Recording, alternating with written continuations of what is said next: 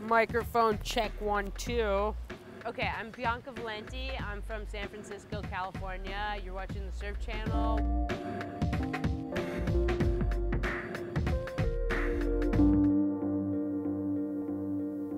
Where's Wipeout? It was at Ocean Beach, San Francisco. I paddled out undergunned, so on a board that was too small. It was probably like 15 to 20 foot, and a wave broke pretty much like 4 feet in front of me, tossed me around, spun me upside down, spun me side to side. Then all of a sudden I opened my eyes, it was dark and my feet touched the bottom, and I thought, oh man, if I come up and there's a second wave, I'm dead. And I came up, and luckily there was no second wave, and my whole body was convulsing. I was gasping for air, and that was the moment I decided I wanted to surf big waves.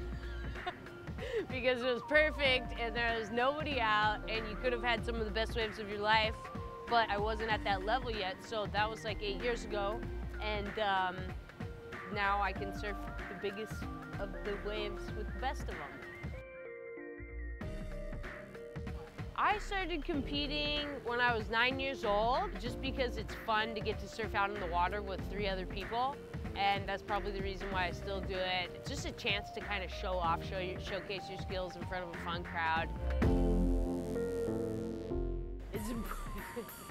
It's important to stay in shape if you want to be healthy all your life, but as a professional athlete, it just gives you that little bit of competitive edge. It's night and day.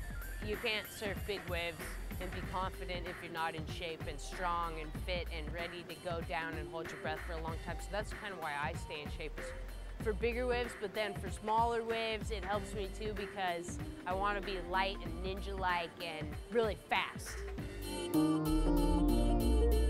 A couple days before the event, I'm gonna really taper off of my training program, which is pretty intense, and just focus on eating a healthy diet, doing a lot of mobility work, staying mobile and loose and limber, and then keeping well stretched, well hydrated.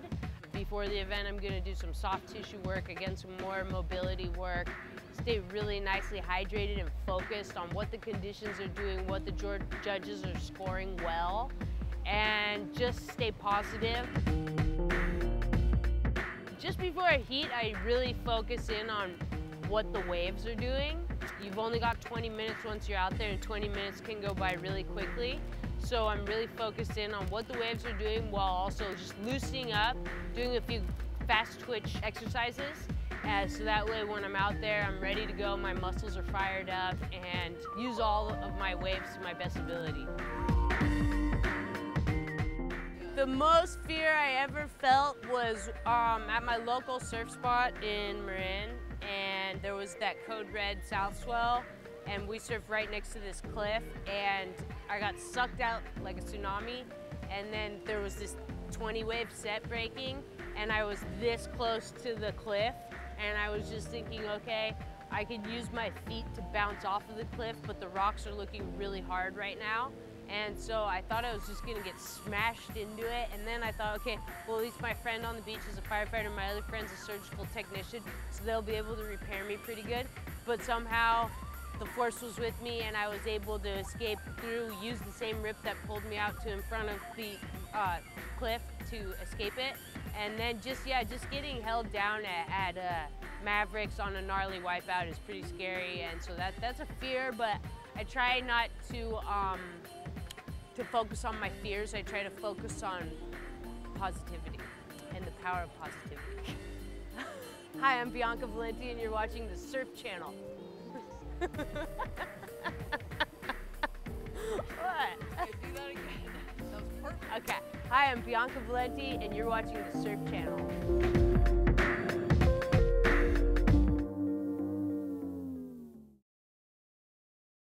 I couldn't have done this without all my support, my parents and my auntie, my uncle, and all my sponsors. So usually before I compete in a heat, I'm really thankful.